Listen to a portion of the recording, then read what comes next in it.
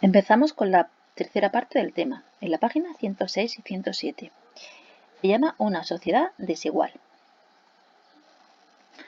Bueno, aquí nos pregunta que si todas las personas tenemos los mismos derechos y si crees que siempre ha sido así. Bueno, la organización de la sociedad dice que la sociedad romana se dividía fundamentalmente en dos tipos de personas, los hombres libres y los esclavos. Los hombres libres eran los propietarios de las tierras y también eran propietarios de los esclavos. Disfrutaban de derechos. Los esclavos eran prisioneros de guerras o hijos de esclavas, que pasaban a ser propiedad de los hombres libres. Si yo era una ciudadana libre, hombre libre, tenía una esclava y esa esclava daba a luz un hijo, ese hijo me pertenecía también. Me pertenecía como esclavo, no como hijo, ¿eh? Bueno, los esclavos no tenían derechos y realizaban las tareas más duras. Podían alcanzar la libertad si se la concedía su amo, si eran capaces de comprarla. Entonces pasarían a ser libertos. No hombres libres, sino libertos, que no tenían derechos. Tenían menos derechos, más que los esclavos, pero menos que los hombres libres. Esto ahora después lo explico. En la siguiente página nos habla de la vida familiar en Roma. Las casas romanas eran diferentes según la posición social y su riqueza. Existían dos tipos de vivienda, la domus y la ínsula. La familia acomodada vivía en casas denominadas domus, que eran viviendas unifamiliares de una sola planta. Vamos a verlas aquí. Vale, esto de aquí es una domus. Es una casa de planta baja, de una sola planta, en la que vivía una familia adinerada con sus esclavos, por supuesto. Una familia, no penséis solamente el padre, la madre y los hijos. Vivían los tíos, las abuelas, Era una casa familiar, pero de una familia. Entonces, fijaos, tiene esto que se denomina atrio. Fijaos cómo van todos los tejados hacia el atrio. En medio del atrio había un estanque. ¿Vale? Ese estanque era para recoger el agua de lluvia. Y estando los tejados inclinados, se recogía directamente en el estanque. El agua caía en el estanque. Y aquí había otro atrio. Era como dos patios, para que nos hagamos una idea. Nos dice el atrio, era un espacio al aire libre, en torno al cual se distribuía el resto de las habitaciones. En él había un estanque para recoger el agua de lluvia. Los dormitorios daban al atrio. O sea, las ventanas de los dormitorios, las entradas de los dormitorios era por el atrio. ¿Veis? Aquí hay puertecitas, pues por ahí tenían que entrar a los dormitorios.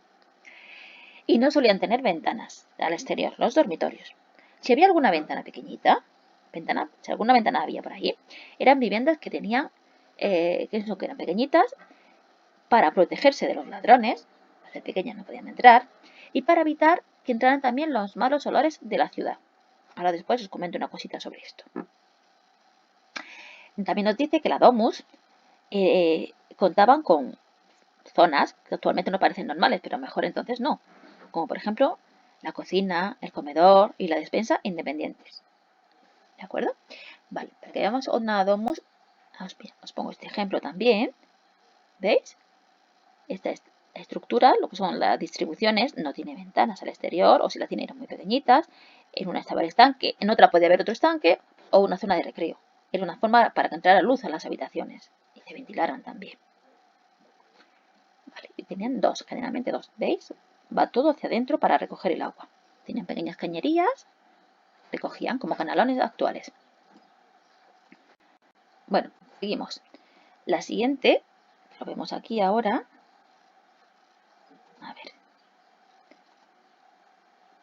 Ya hemos hablado de la domus, que eran viviendas para familias acomodadas. Luego las familias menos pudientes habitaban en bloques de pisos. Ya existían antes de Cristo los bloques de pisos y recibían el nombre de ínsulas. En ellas compartían alojamiento varias familias y era de mala calidad. La mala calidad de los materiales con los que se construían las ínsulas causaba habitualmente incendios y derrumbamientos. Vamos a verlo así de forma general. Esta página, esta de aquí. Mirad, esto es una ínsula. Varios bloques de pisos. Dicen que llegaron a tener hasta 5 alturas. Yo en algunos documentos he leído hasta 6 o 7. Pero bueno, ya no sé, dependerá de la zona. Disponían de ventanas al exterior. Y algunas de estas edificaciones contaban con tiendas en la planta baja, más o menos como un bloque de pisos actual. Vale. Bueno, aquí nos hace un pequeño resumen. Dice que en la sociedad vivían hombres libres y esclavos y según su posición social habitaban en viviendas llamadas domus, para los ricos, o ínsulas, pues para la gente normal y corriente. En las ciudades, estamos hablando de ciudades, no en pueblos. En pueblos se vivía donde se podía. Mirad, esto de aquí también es una ínsula. ¿Veis? Un bloque de pisos con una tienda. Y aquí nos enseña un poquito la parte de atrás, en la que también había un atrio para recoger el agua. Y fijaos lo que dice aquí. Dice que la mayoría de los romanos vivían en apartamentos llamados realmente ínsula. Bueno, apartamentitos, ¿vale? Dentro de bloques llamados ínsula. El bloque ínsula y los apartamentitos cenácula, que eran residencias de la clase popular, de la clase normal. Vale, llegaron a tener 6 o 7 pisos de altura y estaban construidos con materiales baratos y de mala calidad. Eso tiene consecuencias, pero bueno. Tenían una distribución similar a la de los edificios de apartamentos actuales. Pero, esto es importante, no contaban con agua corriente, no tenían cocina ni baño.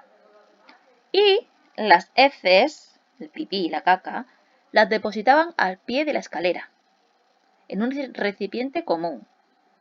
O simplemente eran arrojadas por la ventana. Por eso entendéis lo que he dicho de que estas casas tenían las domus. A ver si se me carga. Tenían las ventanas pequeñitas donde decía que era para que no entraran los malos olores. Porque no había alcantarillado. Ese sistema que tenemos nosotros en el baño que tiramos de la cisterna y se va el pipí y la caca. No existía. No existió hasta principios de los años 1800. O sea, el siglo XIX. ¿De acuerdo? Entonces, era mejor tener las ventanas cerradas o que fueran pequeñitas. Hasta luego.